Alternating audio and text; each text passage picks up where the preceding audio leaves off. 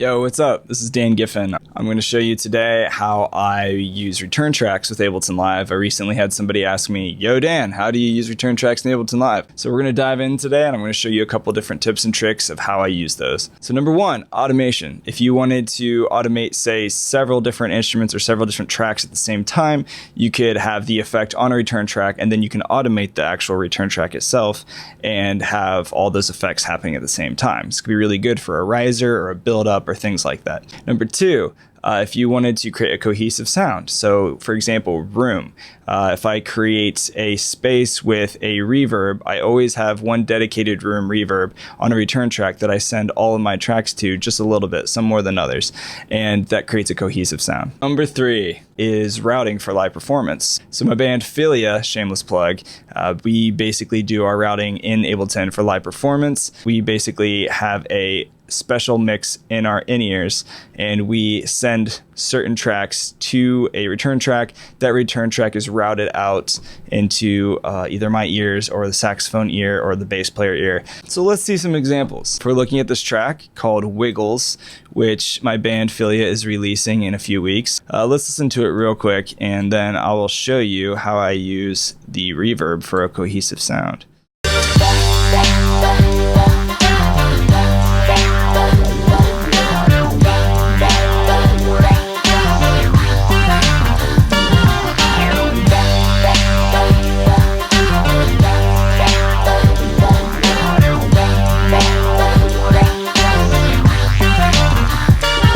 Super dope. Okay, so what I did is you can see I have all my drums grouped together and I sent just a teeny tiny bit of that whole drum group to this return track, which is called Room Reverb. And I had a little bit of an EQ to cut off some of the lows on that reverb to clean up the low end. And then I have Valhalla Vintage Verb. Absolutely love this thing.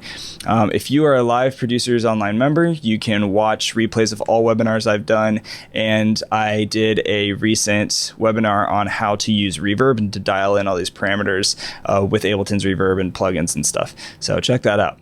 But yeah, so that's one way to use the return track is to send individual tracks to that. Another way that we talked about, automation. So I have this crystallizer return track, and what I'll do is I can send multiple things to that crystallizer at one time. So if you just highlight, say, multiple tracks at the same time, then I can send these tracks to that crystallizer by turning them up. If you just turn on this little automation icon, anything that you move while you're recording, hitting the arrangement record button is going to be recorded. So I could record both of these being swelled to the same effect on a return track at the same time by hitting record, selecting multiple tracks, and then I can just turn them up together. And you see that automation is happening at the same time.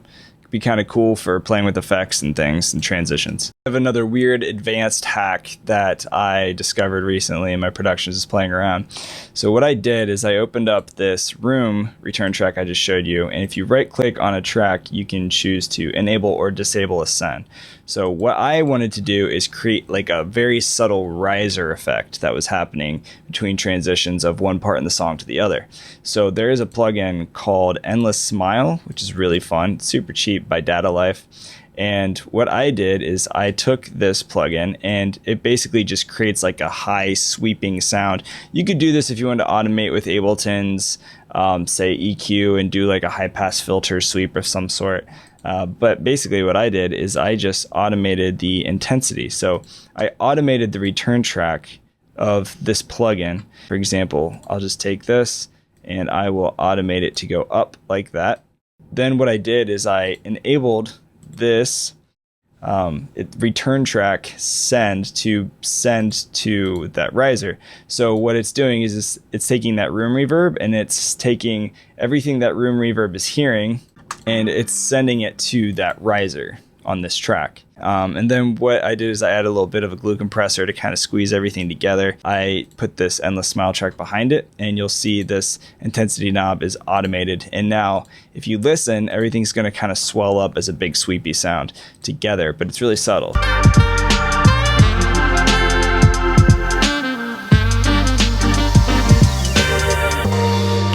We just listened to that sound. Let's listen back to this.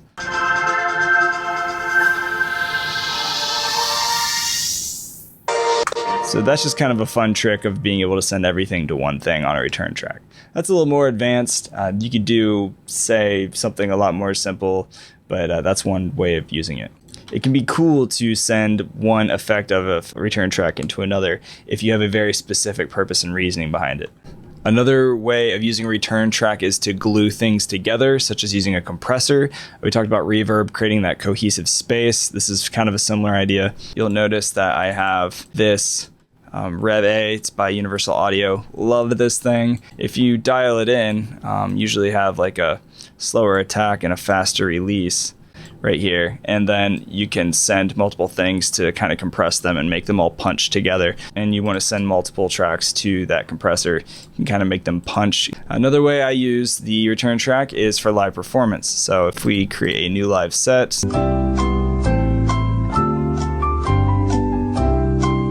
so for example, if I was using this for my live performance set, I perform usually in session view, sometimes arrangement view. Quick plug, if you're interested in performing live, check out the courses I've made on liveproducersonline.com. I have one on DJing and I have one on live performance, and I talk more in detail about creating a routing system for live performance with your tracks from the ground up, and a lot of other stuff. So check that out. But what you could do if you're performing live, one way I'd use a return track is I would send, let's say that this is like the guitar and vocals or whatever else I'm routing in Ableton. What I could do is I could send all of these at once to C using the sends, and that's sending all 4 of these tracks to the C return track. I can call this headphone mix 1. And then what I would do is I would send the external out. And if you have an interface that has more than just 2 outputs, then you can send all this out of one channel on your interface. I would send it out to 4. And then that way, when I turn these up, I can send certain individual instruments as an output to that headphone mix. So maybe this is drums, then I can turn up more drums, and this is guitar, and maybe I want less guitar, so I can turn down the guitar a little bit. So that's one way to create a submix for a live performance for your in-ears. Hopefully this is helpful, give you some ideas and ways you can use return tracks. Like, subscribe, hit that little bell. I'll see you next time. This is Dan Giffin. Have an awesome day, and I'll see you guys next time.